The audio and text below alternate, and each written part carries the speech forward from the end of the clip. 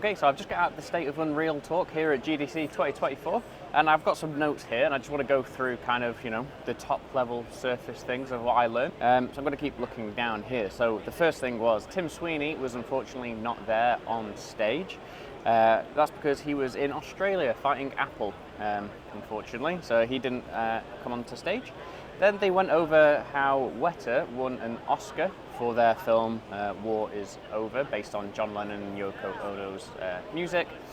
I thought that was quite interesting, considering Unity have just sold all of their Weta stuff. It was just quite interesting to see them mention Weta on stage. And then they made a big point about how the source code is available for you to use for Unreal Engine, and they made a whole deal of like, our engine is your engine, which I thought was quite interesting. They're just reiterating that Unreal Engine source code is available, it's extensible, you can modify it as your game needs. The most like cool, interesting thing there was that they showed off 1943 Rise of Hydra, which is a Captain America vs Black Panther game coming from Amy Hennig, and she actually came on stage to present the game, and it was the demo that they showed was completely real time. There was no smoke and mirrors there, and they were like jumping in and out, disabling things, re-enabling things. It was like a live demonstration in the editor, which was really cool. And they were pointing out how it utilizes MetaHuman, Nanite, and Lumen, as you'd expect for a project like that, and it looked really good. They had a really good 4K screen on the stage, and it looked amazing. But moving on from that, they then announced that they're working on C++ build time increasing in 5.4. And also less shader compiling, which, if you've ever used Unreal Engine, you'll know is a very annoying part of the editor. When you open up a new scene, it takes ages to compile shaders. The procedural content generation biome creation tool is going to be released, and the framework, the PCG framework beta is coming in 5.4. So they've showed this off previously, the procedural content generation been in preview, but now it's moving over to beta with some new tools. Unreal Engine 5.4 Preview 1 is out now. The Epic Game Store is coming to iOS and Android later this year. This is kind of, what Tim Sweeney's been fighting for, trying to get other storefronts on iOS and Android devices.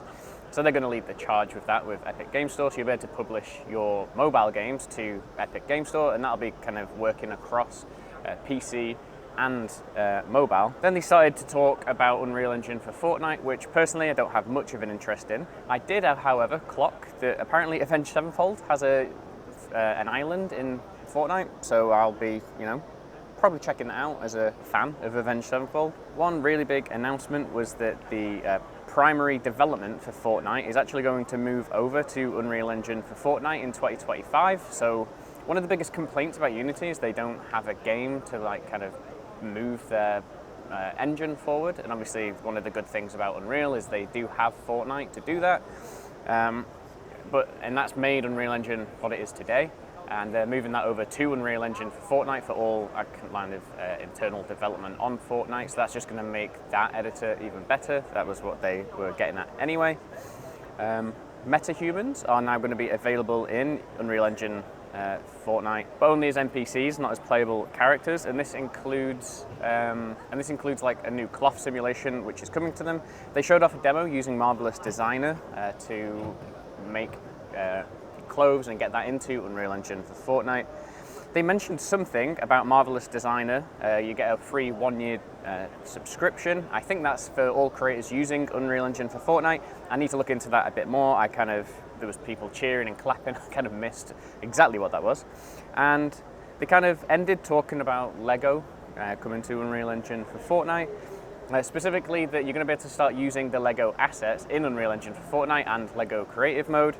So you'll be able to, use all their building tools, and they'll have a load of prefabs ready to go. For example, all of the kind of assets you'd see, they'll be available for you to use in your own experiences. But yeah, that's just a really quick rundown of my fresh notes. I'll have more kind of in the coming weeks. If you find that interesting, if that's something you want to see, let me know in the comments below. But for now, I've got loads more talks to get to. I just wanted to get my initial kind of top level insights from it out. And I will catch you guys in the next one. Bye.